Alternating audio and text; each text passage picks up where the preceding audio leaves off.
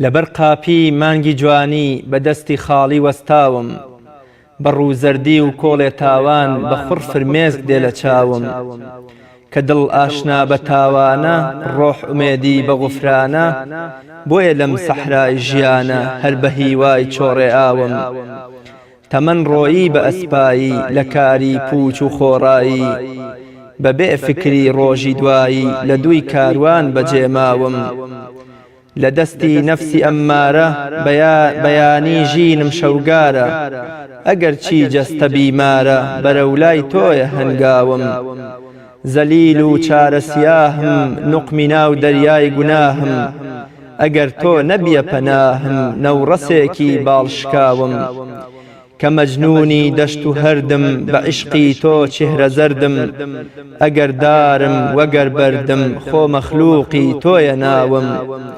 تەمەن کە ڕوو لە پاییزە گەڵا لە داری ژین زیزە، وەک گوڵی شەوبە و گەزیزە بەدەستی خەزان ژاکاوم.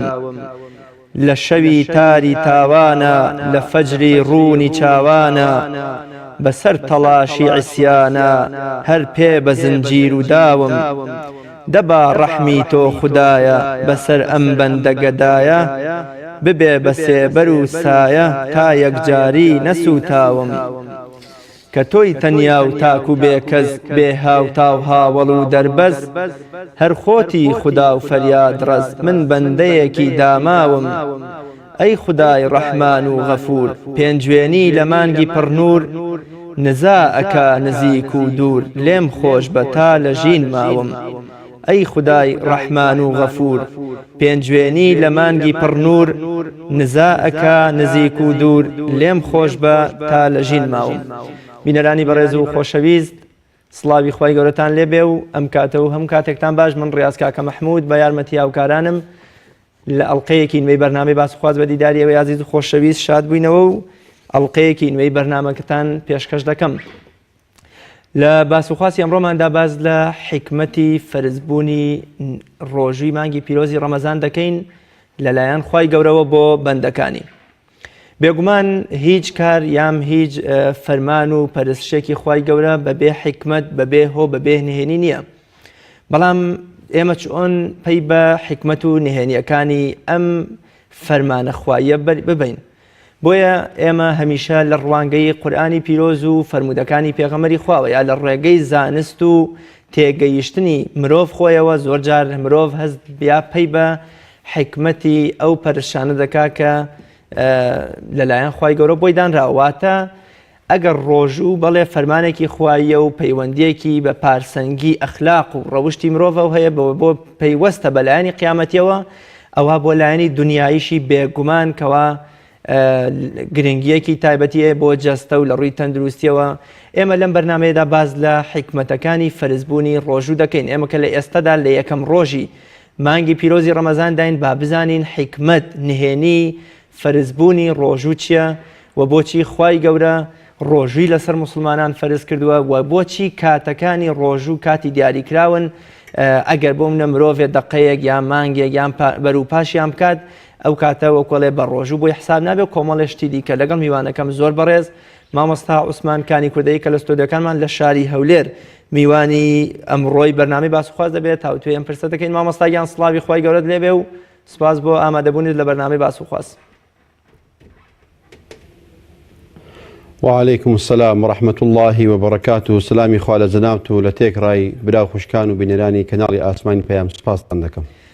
زۆر سپاس بۆ بەڕێست مامۆستایان چاوەکان. باجەکەم وەک ئەزانین لە فەرمودەدا هەیە یان بۆ منە لە قورئانی پیرۆزی زۆر جا ئاماژەی پێکراوە کە ڕۆژوو یەکێک بووە ئەتوانین بڵێن یەکێک بووە لە خاڵە هاوبەشەکان یا لە پەرستشە هاوبەشەکانی نێوان پێغەمبەرانەوە تا پێغەمبەری خوا صلی الله علیه وسلم بە یەکێک لە هاوڵانی دەفەرمێت باشترین ڕۆژوو ڕۆژوەکەی داود بووە کە ڕۆژناڕۆژێ بووە و قورئانی پیرۆزیش لەسەر زمانی خاتوو مەریەمی دایکی عیساوە دەفەرمێت کەوا من ئەمڕۆ بە ڕۆژووم ڕۆژووی قسەکردن. با ئێمە باز لەوە بکەین کە ڕۆژوو لە ئاینە ئاسمانیەکاندا ئایا بوونی هەبووە یا تەنها شتێک بۆ پەیوەندی بە ئاینی پیرۆزی ئیسلامەوە هەبووە؟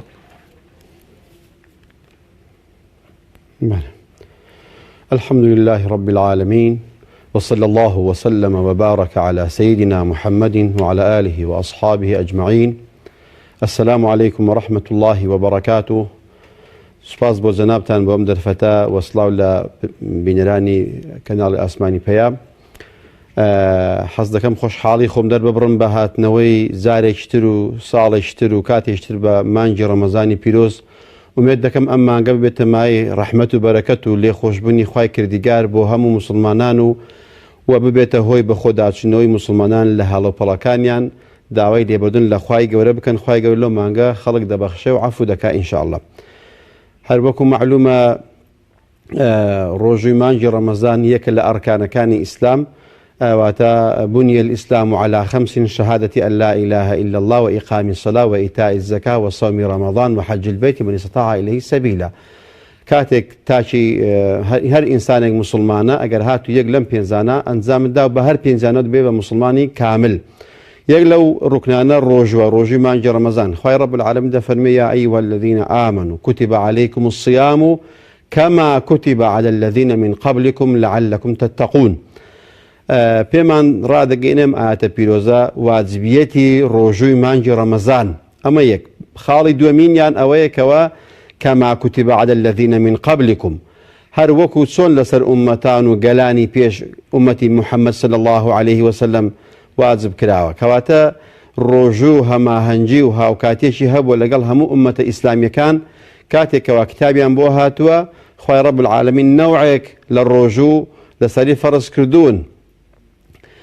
ئەگەر سیر بکەین بە وێڕای جیاوازی چۆنیەتەکەی یان مەسەرەن شێوازی ڕۆژەکانی مانگەکانی وەکوی ئێستا لەوانەیە نەبوو بێ، بەڵام هەموو ئومەتێکی ئیسلامی ڕۆژووی لەسەر واجب بووە بە هەموو ئومەتەکانەوە لە سەردەمی حەزرەتی موسا، حەزرەتی عیسا، بە هەمان شێوە کە جناوت باست کرد کە باس حەزرەتی مەریەمە دەکە. یان ئەوانە هەمووی بەڕاستی نیشانەی ئەوەیە کەوا ڕۆژوو عیبادەتێکی گشتگیرە، عیبادەتێکەوە سەرجەم مسلمانان تێیدا هاوکات بە ڕۆژوو دەبن و ئومەتانی ئێمەش بە هەمان شێوها بە ڕۆژوو بوون. دیارە ڕۆژوو چەند فەلسەفەیەکی هەیە، چەند حکمەتێکی هەیە، چەند سەبەبێکی هەیە واجببوونی ئەو ڕۆژوە.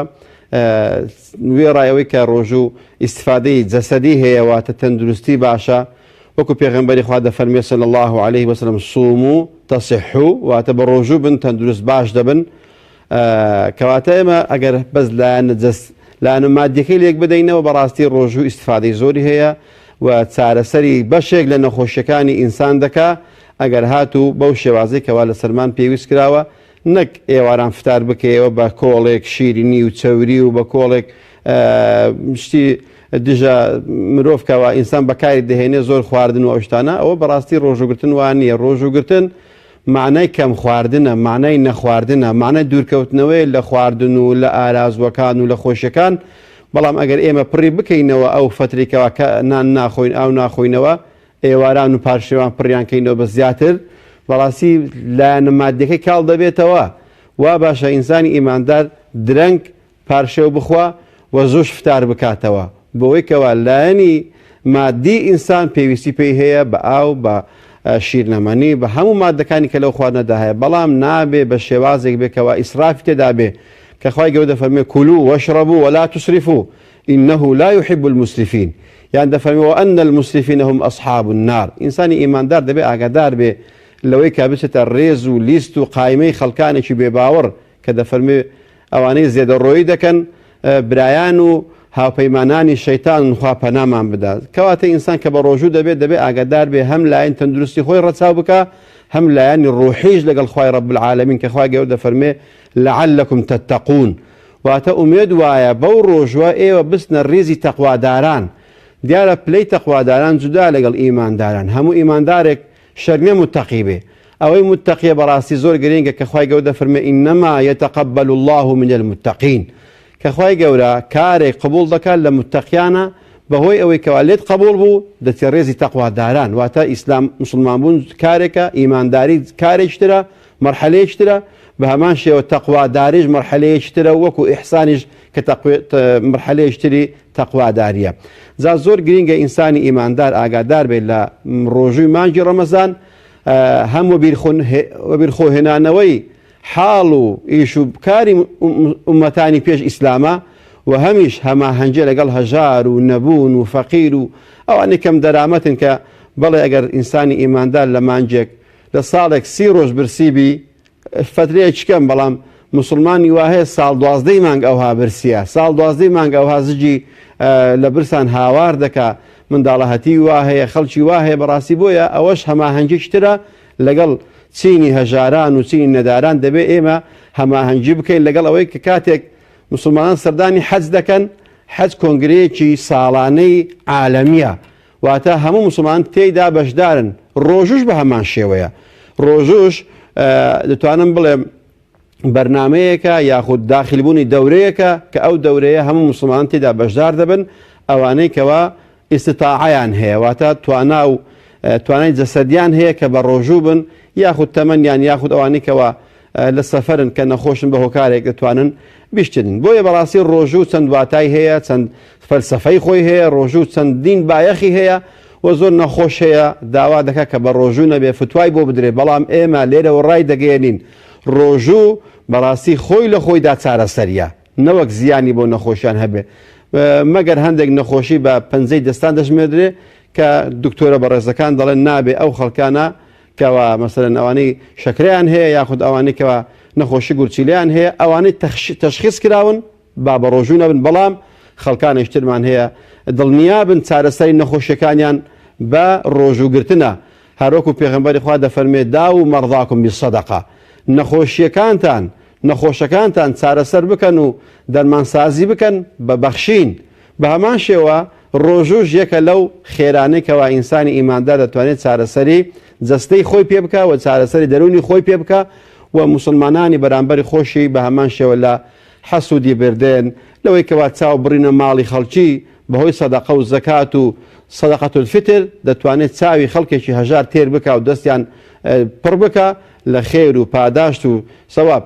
واتە ڕۆژوو هەر لایەنی خوای نییە کە تەنها تەقواداری بێ، وەکو خوا دەفەرمێ کەما کوتیبە عەلە الەذینە من قەبلکم، هەردوو واتا و هەردوو لایەنی هەیە، هەم لایەنی کۆمەڵایەتی و هەم لایەنی ڕوحی و لایەنی عەقیدەی هەیە لەگەڵ خوای ڕەب العالەمین. زۆر باشە. مامۆستایان بەباس لە حیکمەتەکانی فەرزبوونی ڕۆژووی ڕەمەزان بکەین لەسەر مسلمانان، باباز لەو حیکمەتانە بکەین کە بۆ هۆیانەوە ڕۆژوو لەسەر ئومەتی پێغەمبەری خوا صلی الله علیه وسلم و لەسەر مسلمانان فەرز کرا و لەو ساوە تا ئێستا بەشێکی زۆر لە مسلمانان پابەندن بەم فەرزەخواییەوە و ساڵانە لە کات و ساتی خۆیدا و بە شێوازی خۆی کە لە پێغەمبەرەوە صلی الله علیه وسلم پێمان گەشتووە و فێرکراوین ئەنجامی دەدەین. صلی الله علیه وسلم. بەڵێ وەکو باسم کرد بە دڵنیاییەوە ڕۆژوو چەندین فەلسەفەی هەیە، چەندین حکمەتی هەیە، چەند واتایەکی هەیە. بەڕاستی یەک لەوانە بەڕاستی پێم وایە داخلبوونە بە خولێکی سیڕۆژی بۆ ڕاهێنان لەسەر سەبر و ئارامگرتن.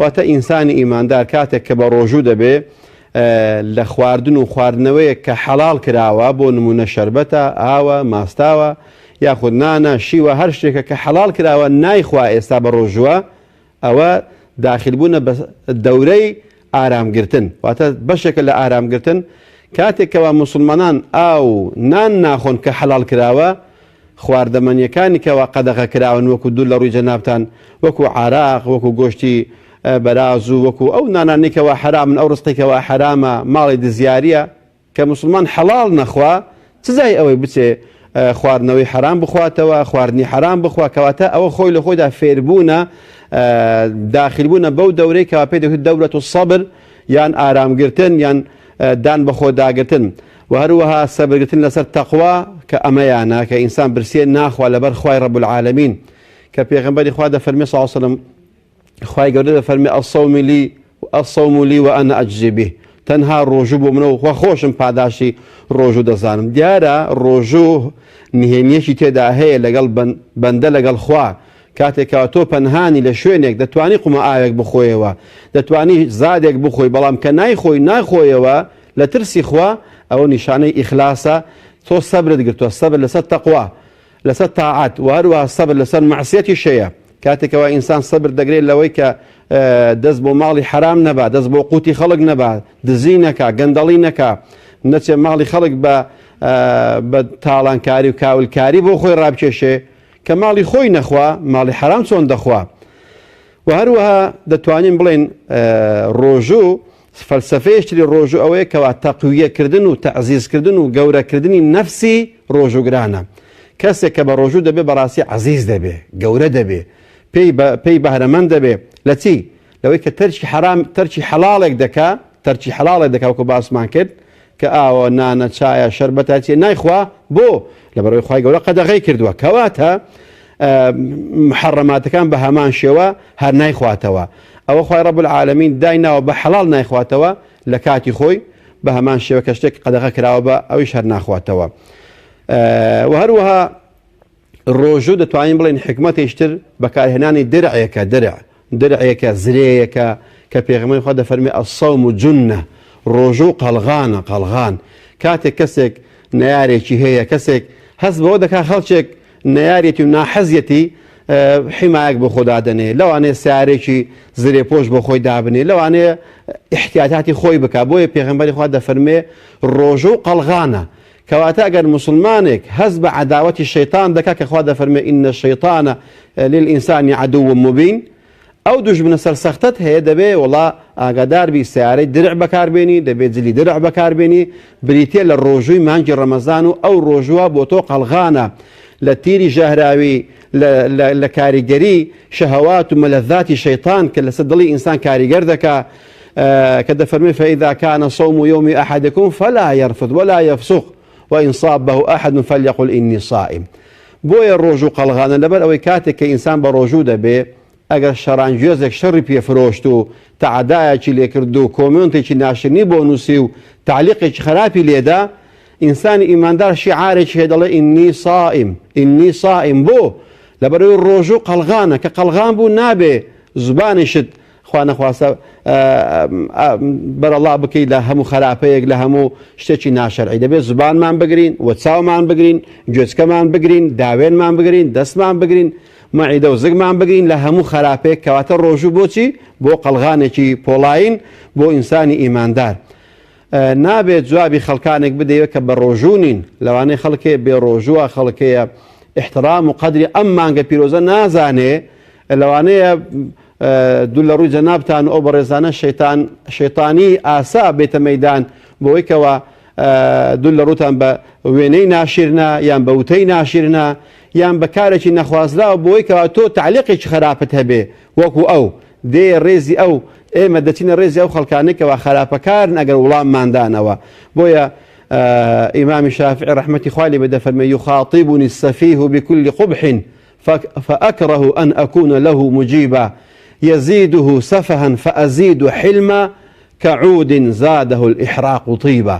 ئینسانی ئیماندار دەبێ کاتێک کە بە ڕۆژوو دەبێ وەکو ئەم داری عود وابێ، داری عود دارێکی بۆن خۆشە، هەرچەند تۆ بیسووتێنی ئەم عودە بۆنی خۆشتر دەبێ ئینسانی ئیمانداری ڕۆژوگرت لە مانگی ڕەمەزان هەرچەند جنەی پێ بدرێ، هەرچەند تەعلیقی لێ بدرێ، هەرچەند تەشیری پێ بکرێ، دەبێ بڵێ ئینی صائم وڵامی نادەمەوە لەبەرەوەی بە ڕۆژوم، لەبەر ئەوەی کە پێغەمبەری خوا دەفەرمێ من لم يدع قول الزور والعمل به فليس لله حاجة من أن يدع طعامه وشرابه. ئەگەر تاکی ئیماندار، تاکی مسلمانی ڕۆژوگر ئەگەر زبانیشی بە ڕۆژوو نەکرد و چاوی بە ڕۆژوو نەکرد و گوێچکەی بە ڕۆژوو نەکرد، خوای گەورە چی ئیشی بە برسیەتی و تینوێتی ئێمە هەیە. بۆیە خوای گەورە دەفەرمێت لەعەلەکم تەتەقون، تاوەکو ئێمە پارێزگاری زیاتر بکەین بەهۆی ئەوەی کە برسین هەژارمان بیر بێتەوە، مەغرور نەبین، بەهۆی ئەوەی کە بە ڕۆژوین زبانمان بگرین لە وتەی خراپ، چاومان بگرین لە دیمەنی ناشایستە و ناشەرعی.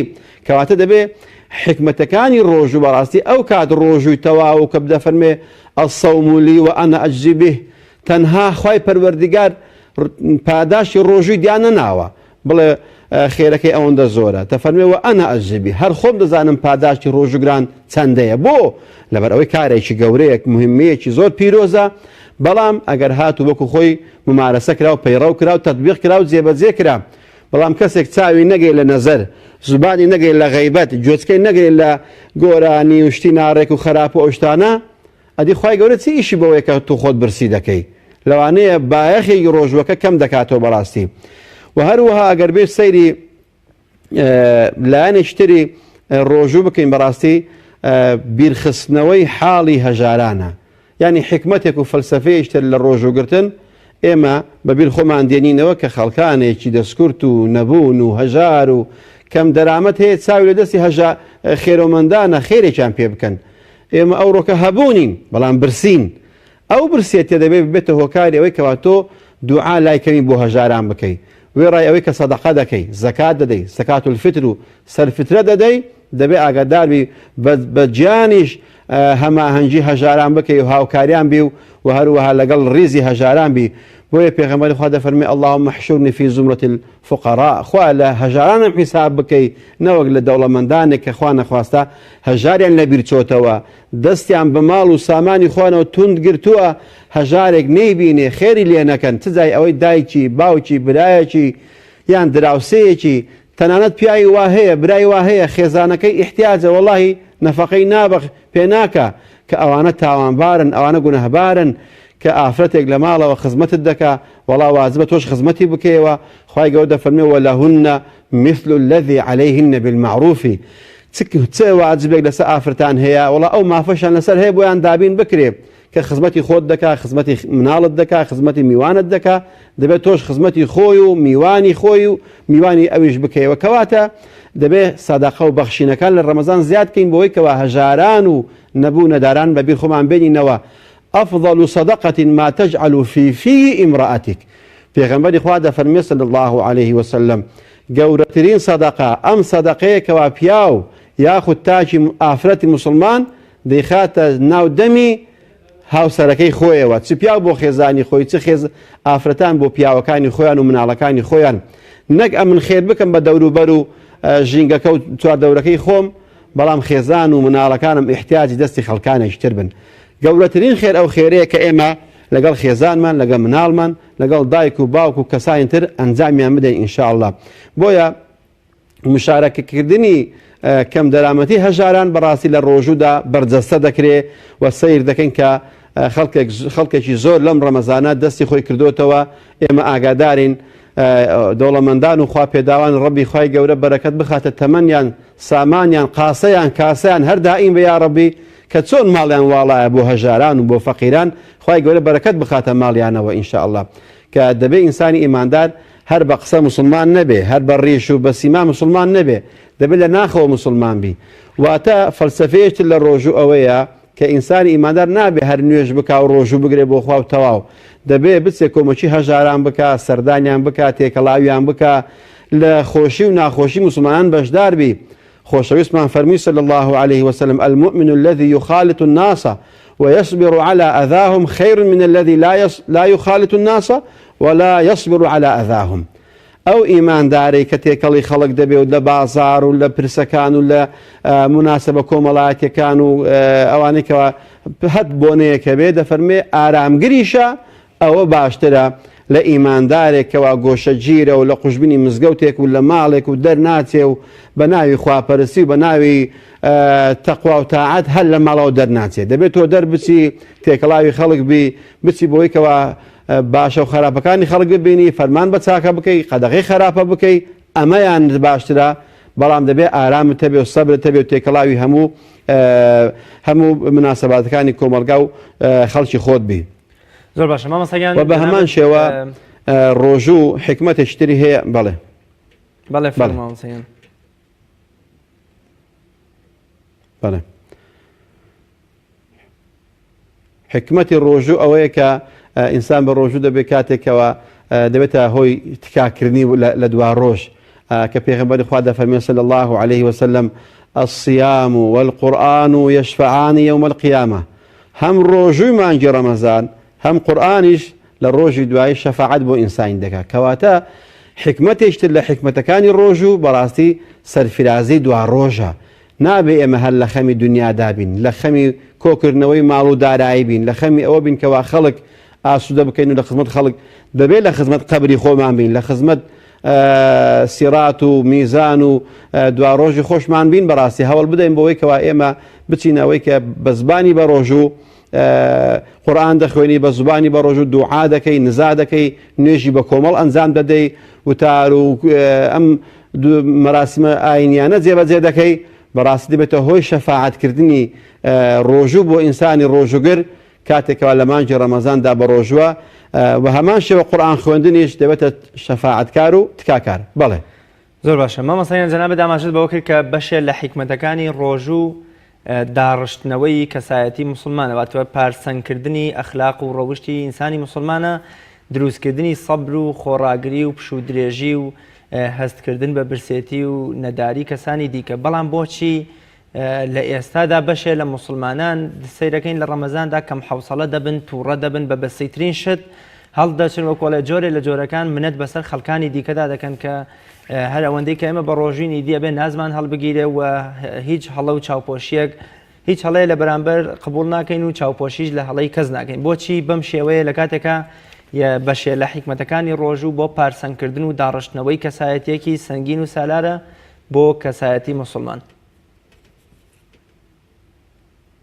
بەڵێ هەڵبەتێمە لە سەرەتاوە باسمان کرد، گوتمان ئەگەر هاتوو کە موسڵمان بە ڕۆژوو دەبێ، ڕۆژوو هەر مانای برسێتەکە ناڵین، تەنها خۆی برسیکە خۆی تینوکە، دەبێت بە هەموو واتاکانی ڕۆژووە بە ڕۆژوو بێ. ئەگەر وا بوو بەڕاستی دووبارە دروستبوونەوەی کەسایەتێکی موسڵمانی باوەڕداری تۆکمە و داڕێژراو دەبێ. بەڵام کاتێک پێغەمبەری خوا دەفەرمێ صلی الله عليه وسلم إذا جاء رمضان فتحت أبواب الجنة وغلقت أبواب النيران وصفدت الشياطين.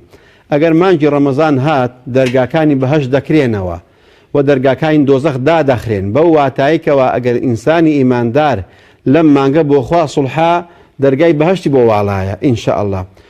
وەخوا نەخواستە کەسێکەوە دەمرێ لەو مانگە لەو ڕەمەزانە کە دەمرێ دەرگای جەهەنەم لە بەڕوودا داخراوە، کەواتە دەبێ ئێمە کەم زۆرترین هەوڵ و چالاکیمان بۆ بێکەوە لە ئاگر دوورکەوینەوە بەرەو بەهەشت بڕۆین. بەڵام بە سەبارەت بەو پرسیارەی جەناب کە دەفەرمی خەڵک بێ حوسەلە دەبێ، خەڵک بێ تاقەت و توانا دەبێ، هێزی نامێنێ، سەبری نامێنێ، شۆفێرە، دوکاندارە، مامۆستایە، قوتابیە، کابانی ماڵەوەیە، هەر کەسێک هەیە کەم سەبر و کەم ئارام دەبێ. پێغەمبەری خوا فەرمی وەصفدت الشەیاطین و شەیتانەکان کۆت و زنجیر دەکرێن، واتە دەمیان دەبەسرێ دەستیان دەبەسرێ. ئەدی کەواتە ئەگەر شەیتان دەبەسرێتەوە خەڵک بۆ هەر لە سەکاری خراپەی خۆی هەر بەردەوام دەبێ. هەندێک لە زانایان ئەوها ڕافەی فەرموودەکەیان کردووە، دەفەرموون ئەسڵی ئینسان و وەکو دەڵێ مزەڕەدی وجودی ئیمان لە ناخی ئەو ئینسانە لە ڕەمەزاندا دێتەوە سەر ئەساسی خۆی. واتەگە ئینسان کەسێکی ئیمانی بێ لەو مانگە تەواو بۆ خوا سوڵحاوە. ئەگەر کەسێک بێ نیوە بە نیوە بێ، واتە نیوەی بۆ ئیمان بێ نیوەشی بۆ دنیا بێ، ئەوە لەوانەیە شەیتان تەئسیر لەو کەسە دەکات، کەواتە ئینسان ئەسڵی خۆی بەدەر دەکەوێت لە مانگی ڕەمەزاندا. ئەگەر خوا نەخواستە ئیماندارێکی ڕۆژوگرت دەمی خۆی گرت و چاوی خۆی گرت و گوێچکە و هەموو ئەعزایەکانی خۆی لە خراپە گرت، ئەوە نیشانەی ئەوەیە ئەو ئینسانە ناخی ئەو هاپاکە. بەڵام کەسێک بە ڕۆژۆ و خوا نەخواستە جنێو دەفرۆشێ، یان سوکایەتی دەکا، یان هەر کارێکی نەخوازرا و ئەنجام دەدا، یان تووڕە دەبێ، ئەوە نیشانەی ئەوەیە ئەو ئینسانە بەڕاستی لە ناخەوە ئەو هایە.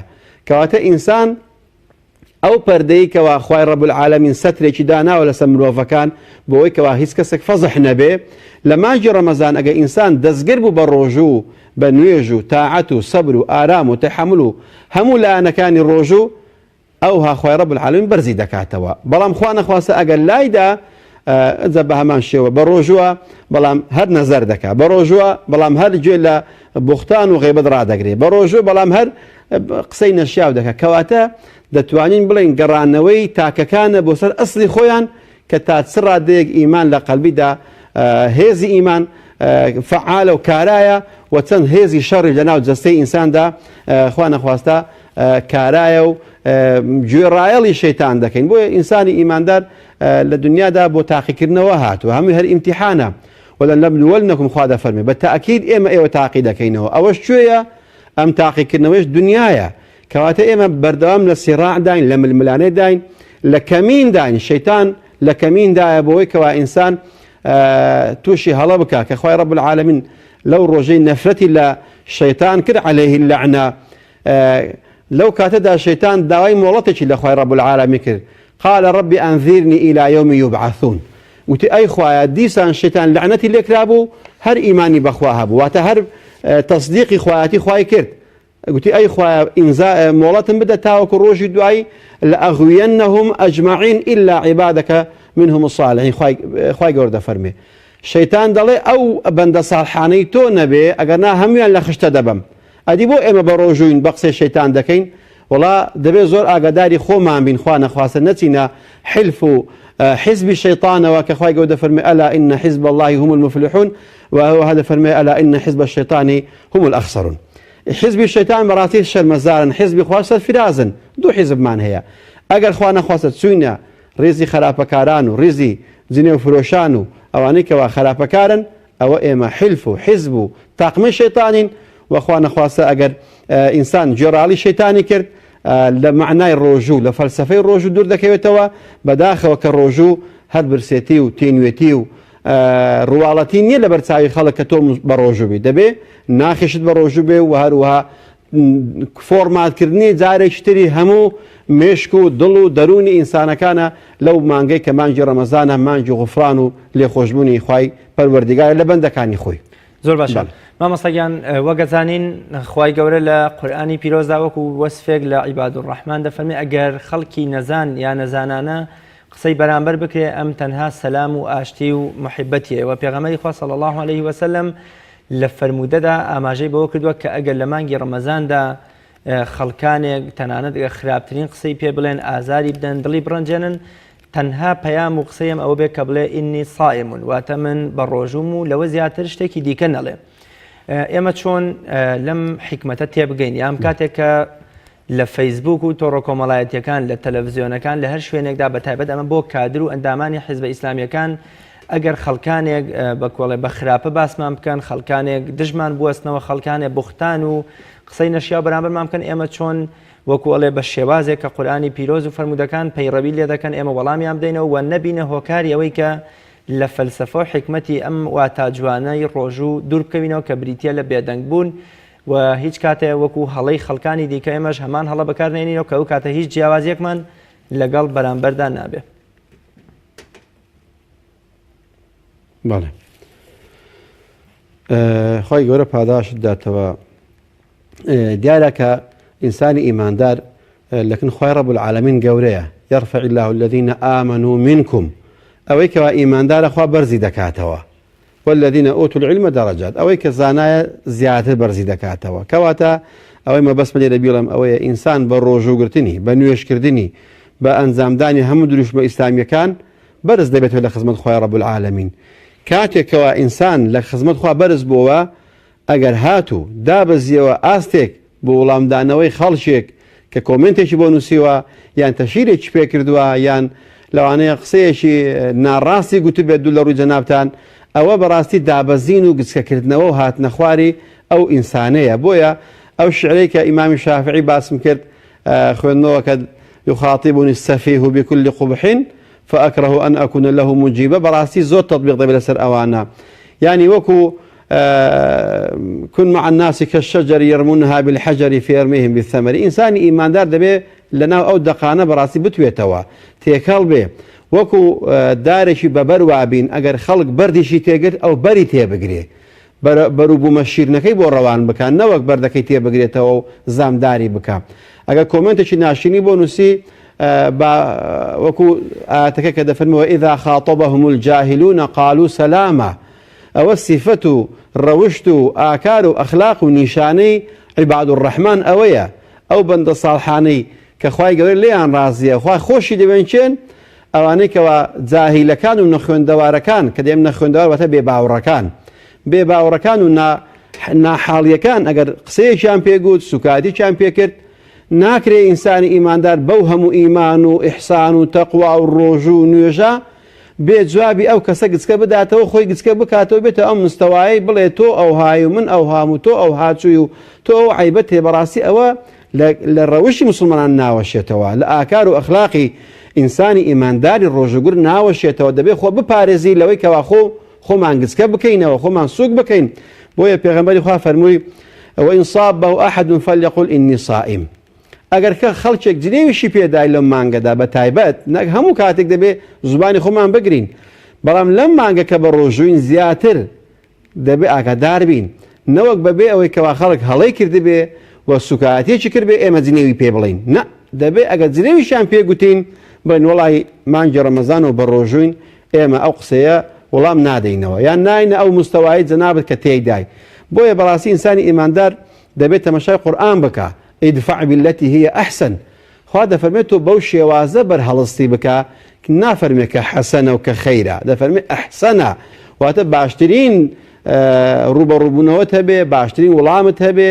وە شیاوترین وەڵامت بۆ بەرامبەرەکەت هەبێ بەڕاستی جاری وا هەیە وشەیەکی زبر دوورخستنەوەی زیاتری خەڵکە لە ئیسلام و لە ئیمان برایەک بۆی ژێڕامەوە لە یەک لە مزگەوتەکان کە کاتێک بدائی بوو بۆ مزگەوت چوو کاتێک کە لە مزگەوت تووشی هەڵەیەک بوو مامۆستای مزگەوت هاوارێک کرد بەسرمدا زۆر بەڕەقی لە ناو خەڵک منی شکاندەوە وای لێکردم کە شەرم بمگرێ زارێک کە بێمە و ناو کۆمەلگای موسڵمان و ناو مزگەوت و ناو دروشم و شیعاری ئیسلامی و نوێژی بە کۆمەڵ و ئەوشتانە دەڵێ وای لێهات تاوەکو ئەو فترێژ هەر لە ئیسلام و نوێژ و ڕۆژ و دوورکەوتمەوە بەهۆی یەک خۆتوڕەکردنێک بەهۆی جنێویش نەبووە تەنها ڕووی گرش کردو تەنها قسەیەکی ڕقی کردو لە ناو خەڵک شکاندوێتیەوە ئەدی ئەو خەڵکی کە ئێمە دەیتۆرێنین بەهۆی کۆمنتێک بەهۆی تعلیقێک بەهۆی قسەیەکی ناشرن دەڕوا دەچێتە نادیەک دەچێتە باڕێک دەچێتە جێگایەکی تاوانکاری و عیسیان ئەنجام بدا وڵا ئێمە لێ بەرپرسیار دەبین ئێمە هەموو تاوانبار دەبین لەوەی کەوە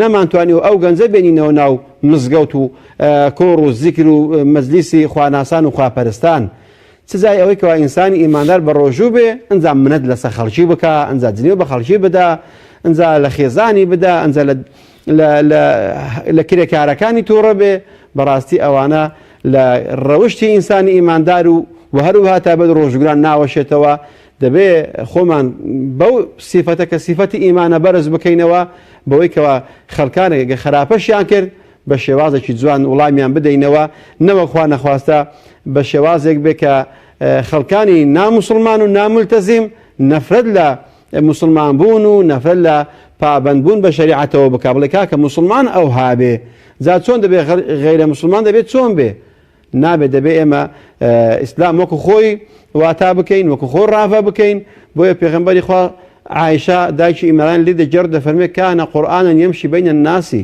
پێغەمبەری خوا هەر قورئانێک بوو لە ناو خەڵک دەڕۆیشت واتە هەموو ئاەتەکانی تەطبیق دەکرد لە ناو خۆیدا بەرجەستەی دەکرد لەگەڵ خەڵکی نەرم بوو لەسەرخۆ بوو ئارامگر بوو وشەی جوانی هەبوو و بە هەمان شێوە لەگەڵ دژمنەکانیشی پێغەمبەری خوا صلی الله علیه وسلم عداوەتی غەرەزی نەبووە یعنی عداوەت شخصی لەگەڵ هیچ کەسێک نەبوو پێغەمبەری خوا علیه الصلاة والسلام بۆ ئەوڕۆ ئێمە مسلمان بین و بە ڕۆژوو بین ئەنجا بچین قسە بە خەڵک بڵێن جنێو بە خەڵک بڵێن خوا نەخواستە وەڵای ڕۆژوەکەمان وای لێ دێکەوە بەڕاستی هیچ سەنگ و مەفعولێکی نامێنێ لە خزمەت خوا هەرچی شەفاعەتە نایمێنێ هەرچی سەنگە نایمێنێ بەهۆی نەزەرێک بەهۆی درۆیەک حاشایەک بەهۆی نەعەدالەتیەکەوە دەیکەین بەهۆی لێدانێک تعدایەک دەیکەین ڕۆژەکانمان سوک دەبن و بەهۆی ئەو وەڵامدانەوەی خراپەکاران ئێمەش دەچینە ڕیزی ئینسانی خراپەکار و ئینسانی تاوانبار خوای گەورە هەموو لایەکمان بپارێزێ. زۆر باشە مامەسەریان کۆتا پرسیارم ئەوەیە زۆر جار بەشێ لە خەڵکی دەڵێن ئەگەر یەکێک لە حیکمت و نهێنی و فەلسەفەکانی فەرزبوونی ڕۆژوو ئەوە بێ کە دەوڵەمەند و داراکان ئەوانەی کە ژیانیان خۆشە لە خۆشگوزارانی داژین بۆ ئەوەی هەست بە برسێتی و نەبوونی و خەم و ئازارەکانی کەسانی هەژار بکەن یان بۆ منە کەسانی لەشساغ هەست بە نەخۆش و بیمار دەردەدارەکان بکەن دەڵێن بۆ ئەی حکمت چییە کە بۆ منە ڕۆژوو لەسەر هەژارەکان فەرز بووە لە کاتێکە ئەمان هیچ شتێکیان نییە تا بۆ منە یان بۆ منە هیچ کەسێک لە خوار ئەوانەوە نییە تا هەست بە نەبوونی و بە کەم دەرامەتی ژیانی ئەوان بکەن ئەمە تا چەند ئەم قسەیە بۆ منە پێ دەچێت بەشێک لە خەڵکی ئەم قسەیە بکەن حکمت چییە لەوەی کە وەکو جەنابەت لە سەرتا ئاماژەت پێکرد کە وەکو حەج هەموو خەڵک تێیدا بەشدارن و هەموو خەڵک بەبێ جیاوازی پێویستە ڕۆژوو بگرن. بەڵێ ئێمە ئاماژەمان بە فرمودەکەی پێغەمبەری خوا کرد صلی الله عليه وسلم کە فەرمووی الصوم جنة واتە ڕۆژوو قەڵغانە کەواتە ئینسان پێویستی بە پارێزکاری هەیە پێویستی بە خۆگەمارۆدان هەیە لەوەی کە دوژمنێکی هەبێ ئەو دوژمنە زەفەری پێ نەبا و ئینسانی هەژار و ئینسانی دەوڵەمەند لە ئاست عیبادەت و ئەنجامدانی پەرستشتەکان لەکن خوای رەب العالەمین یەکسانن واتە هەژارەکان دەڕکەعات نوێژیان لەسەر واجب نییە، دەوڵەمەندەکان چواریان لەسەر واجب بێ، پێنجیان لەسەر واجب بێ، وان نییە. هەمووی بێکسانیە، هەر هەمووی لە ئاست ئەحکام و شەریعەتی خۆی رەب العالەمین تەنها ئەوانەی کەوە خوشکانمان ئافرەتان بەعام بەهۆی ئەو هێز و جەستەیەیکەوە وەکو دەڵێ لایەنی بنیەی خۆی وای کردووە خۆی رەب العالەمین هەندێک تەکلیفی لەسەر ئافرەت هەڵگرتووە بەوەی کەوە ئافرەت سەرقاڵە بە پەروەردە و بە تەربیەت و تعلیم و فێرکردن و ڕەوشت جوانی مناڵەکانی مکەلەفی نەکردەوە بە نەفەقە. کەواتە فەلسەفەی ڕۆژوو زۆرە بۆ هەژارە، بۆ دەوڵەمەندەکان بە بیرخستنەوەی هەژارە هەنا، بۆ هەژارانیش بەڕاستی بۆ بیرخستنەوەی دەردەدارەکانە. یعنی خەڵکێک ئەگەر دەوڵەمەندە و ناڕازیە با بزانێ خەڵکێک هەیە هەژاریشە و شکوری خۆی رەب العالەمین دەکات، شکر و سابیرە. ئەگەر هەژارێکمان هەیە ناڕازیە بە بەشی خۆی بە هەژاری، وەڵا خەڵکانێکمان هەیە هەژارە و هەروەها دەردەداریشە و ڕازیشە بە ئەمری خۆی رەب العالەمین. بۆیە حکمەتەکان زۆرن، لەوانەیە حکمەتەکان بۆ من سێ چوار حکمە شمولم بکە، بۆ بەرامبەرەکەم دوو حکمە شمولی بکە، دوو فەلسەفەی ڕۆژوو شمولی ئەو بکە. ئەگەر دەوڵەمەند دەست بخاتە ماڵی خۆی ببەخشێ، دەبێ هەژاریش لەو مانگەدا ئاگادار بێ گەورەی خۆی رەب العالەمین بیر بخاتەوە. بۆ خۆی گەورە ئەو هەژارەی کردە برابەشی دەوڵەمەندەکەی، لەبەر چییە؟ خۆسەرانە نییە ئەمە، خۆ ئەمە تەعادایەک نییە خۆی رەب العالەمین لە سەرمایەدارەکان دەکات. ئەوە دینی خۆی رەب العالەمینە، ڕەحمەتە. وما أرسلناك إلا رحمة للعالمين، كبيغمبر هاتوا عليه الصلاة والسلام برحمة هاتوا. وڵا دەوڵەمەند دەبێت دەست لە ماڵی خۆی بنێ بۆ هەژاران، دەبێت هەژارانیش دوعا بۆ دەوڵەمەندەکان بکەم لەن خوایە ئەو ماڵ و دارایی بۆ زیاد بکەی و لێی نەستێنی. کەواتە دەبێت هەژاریش بە هەمان شێوە بە خۆداچنەوە بکات لەوەی کە خەڵکێکی سەرجێ هەیە، نەخۆش هەیە، خەڵکانێکمان هەیە ناتوانێت بە پێوە بوەستێ نوێژ بکات، تەراویح بکات، ئەلحەمدولە ئەم هەژارە کرێکاریش دەکات و بە ڕۆژوش دەبێ و نوێژی تەراویحیش پێ دەکرێت. وەڵی من خەڵکی وا دەناسم تامەزرۆی یەک سەزدەیە بۆ خۆی رەب العالەمین ببە بە ئیسراحەت و پڕ بە دڵی خۆی سەری لە خاکنێ لە خۆڵنێ بۆ خۆی رەب العالەمین ناتوانێ نەشتەرگەری فەقەراتی بۆ کراوە، لەوانەیە چۆکەکانی نەخۆش بێن، لەوانەیە لەسەر پشت نوێژێ بک. بۆیە بەڕاستی ئەگەر هەرچەند ئێمە لە تەبەقەیەکی ژیان لە زۆرێک بین بەڕاستی خەڵکی هەژارتر هەیە، خەڵکی کەم دەرامەتر هەیە، خەڵکی نەخۆشتر هەیە، خەڵکێکی لێ قەوماوترە، خەڵکی وا هەیە کە ماڵی نییە و سەرۆت سامانی نییە، بەڵام خەڵکەیە بە قەرز پارەی پێدەدا، بەڵام ئیوا هەیە قەرزیشی پێ ناکرێ، دەستمایەکی نییە. بۆیە بەڕاستی بۆ هەموو لایەکمان بەبیرخستنەوەیە. بەڵێ زۆر سپاس دەکەم و خی گەورە پاداشتی بەخێر بداتەوە. ئومێد دەکەم کە بینەرانی بەڕێز سوودێکیان لە فەرمایشەکانی گەورە زای خێتان بداتەوە. بینەرانی بەڕێز و خۆشەویست، زۆر سپاس بۆ ئێوەی عزیزیش تا بەیگەشتنەوەی تر بەخوای گەورە مێربانتان ئەسپێرم لە پەنای خوادا بن، ڕۆژوو تاعەت و عیبادەتی ئەم مانگەتان سەر لەبەر خی گەورە لێ قبوڵ بکە ئینشاءڵڵا.